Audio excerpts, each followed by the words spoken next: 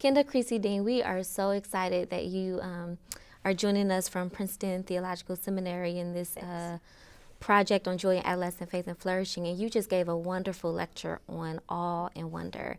And you did something interesting in that lecture. You used an onion as a metaphor for how we might approach youth ministry. Can you tell me a little bit more about an onion, what an onion has to do with youth ministry? Yeah.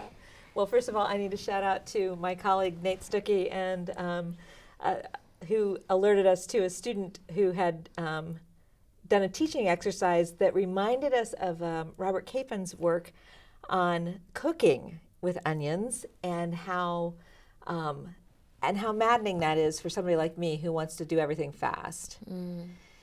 And basically, what Robert Capen, who is a priest, but he was also a food writer. His way of approaching cooking was the first thing you should do was, as a Christian, you should do it as an amateur, which is a lover, somebody who loves creation. And so what he does is he walks you through this process of loving your ingredients for your stew. And he starts by saying you should spend 60 minutes basically beholding this onion that and he goes through this whole process of how you appreciate everything about the onion before you even start chopping it. And then when you slice it, you behold this whole new world inside the onion, and there's no putting it back together again, but there's this new inside that you had no idea. It's not what you thought it was on the outside. And there's this wetness, this aliveness, there's this way it claims you, because it now you're tearing up, and it becomes part of your story because you're tearing up. And anyway, as we were looking at this, it's like, oh my gosh, this is the way we think about youth ministry too. I want to know what the results are going to be. I want to know what the ingredients need to be. I go to a seminar, so I find out what ingredients I need, how I put them together, what I need to do to whip them all up and throw them into the youth room and come up with the right thing, so that at the end, at graduation, I will bring out this wonderfully formed young person who's got the perfect faith and the perfect skills for adulthood or whatever.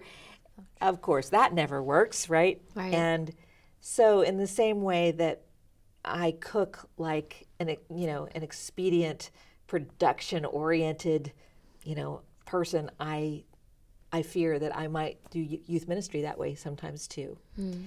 So what we were trying to get at was the idea that when we are so concerned with producing these results in youth ministry, we miss the crucial element that actually leads us into the awe and wonder that God has waiting for us in creation itself.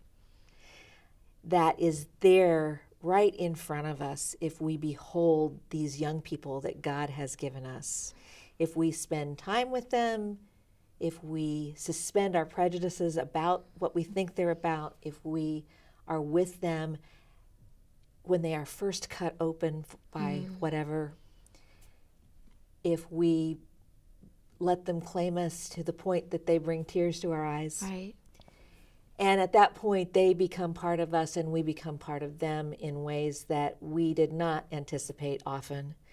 But we are part of each other's stories at that point, and that is a level of awe and wonder we did not create.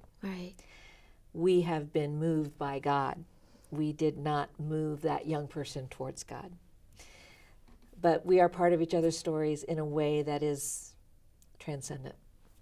That's the kind of transcendence that it's a very different kind of transcendence than the spectacle that we receive in consumer culture a lot of the times, which we were trying to say is probably closer to the kind of awe and wonder that is closer to ministry than to the production values that an awful lot of our consumer culture is moving us towards.